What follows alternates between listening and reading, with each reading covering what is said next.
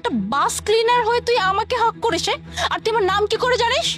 আমি নূর আলিফ, আপনার সাথেই তো আমার ক্লিনার হয়ে তুই তুই তুই নূর আলিফ? হ্যাঁ, নদী নদী কি বলতেছে? হ্যাঁ, মানে আমার ভাইয়া যে ছেলের সাথে আমাকে দেখা, আমার ভাইয়া বিয়ে ঠিক করেছে? ভাইয়ার কি মাথা নষ্ট হয়ে গেছে? ভাইয়া তো কখনো এই কাজ করতে পারে না। এই ছোট লোকের বাচ্চা, তোর কত বড় সাহস হলো? হ্যাঁ, আপনার ভাইয়া আপনার ছবি আমাকে পাঠাইছিল, ছবিটা দেখে আমার ভালো লাগছে, আমার পছন্দ হয়েছে, এই জন্য আপনার ভাইকে আমি বলছিলাম যে ঠিক আছে তাহলে। হ্যাঁ, মানে ছবি দেখছিস আর অমনে চলে আসছিস? হ্যাঁ, ছবি যে দেখছিস, ছবি দেখার মানুষের সম্পর্কে একটু জানবি না? হ্যাঁ, তুই জানিস আমার সম্পর্কে মেকআপের পাফ কিনতে চলে যায়, বুঝতে পারলি? আর তুই আসিস আমাকে বিয়ে করবি।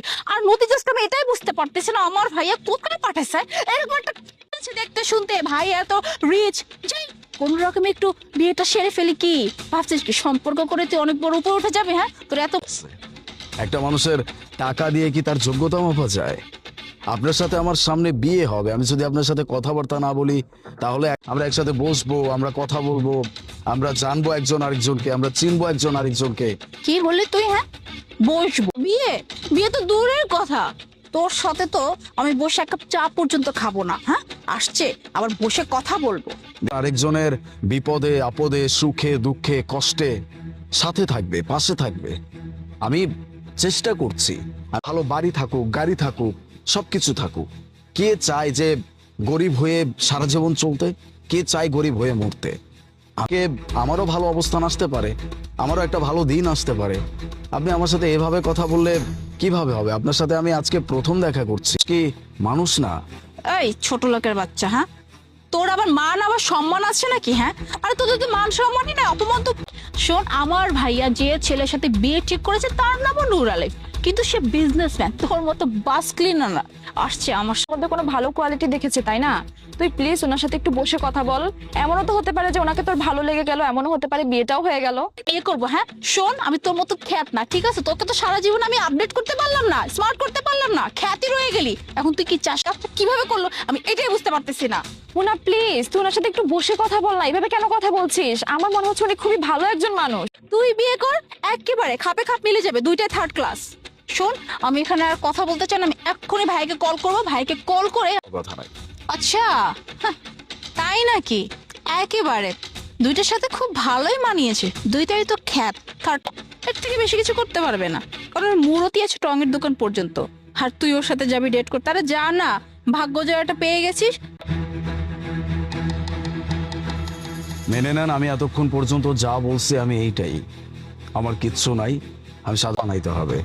এখন যদি আমি আপনাকে এই অবস্থায় বলি যে আপনি আমাকে বিয়ে করতে পারবেন কিনা, বা আমার সাথে আপনি কি বড় লোক এটা কোনো ম্যাটার করে না, মানুষটা কেমন, তার স্বভাব চরিত্র কেমন, তার ব্যবহার আচার কেমন, এটাই আমার কাছে ম্যাটার করে। আর সবচেয়ে বড় কথা হচ্ছে একসাথে সারা জীবন থাকা। আপনি অন্তত আপনার ফ্রেন্ডের মতো না, মানুষকে তার টাকা পয়সা বা তার কাজকর্ম এসব কিছু দেখে আপনি বিচার করেন না। এমন না বল। ভাইয়া, তুমি আমাকে কোথায় পাঠাইছো? হ্যাঁ, তুমি বলছিলা যে তুমি যার সাথে আমার বিয়ে ঠিক করেছো সে একটা বিজনেসম্যান, বাট কথা বলছিস তো, মানে আলিফের সাথে তোর দেখা হয়েছে কিনা সেটা বল। ভাইয়া আমি তো সেখানেই আসছি, তুমি আমাকে যেখানে অ্যাড্রেস দিয়েছো, বাট এখানে এসে দেখি একটা ছেলে ধুইছি। ওর কত বড় সাহস, ওর নাকি বলে আমাকে বিয়ে করবে, এমনকি আমাকে হাত পর্যন্ত করতে আসছে। আরে ও বাসের কাজ করতেছে না, এই কোম্পানি ছেড়ে রাস্তা নামতে হবে। হোয়াট? তুই এটা কি করছিস? শোন, আমি এত কিছু শুনতে চাই না, কিন্তু আমার বাড়িতে তোকে জায়গা দিব না। আচ্ছা ভাই, ঠিক ঠিক আছে, আমি রাখছি, আমি আমি দেখছি ব্যাপারটা। শিট ম্যান, কিন্তু আপনি এইখানে এইভাবে কেন? আমাকে এতক্ষণ কেন সত্যটা বলেন না যে আপনি সেই বিজনেসম্যান নূর আলিফ? জি, একদম ঠিক বলছেন। আমাকে এতক্ষণ যাবত অনেক কিছু বলে অপমান করছেন, শুধুমাত্র এই কারণে যে আমি একজন গরিব বাস ক্লিনার। আচ্ছা, আমার সেই অধিকার নাই।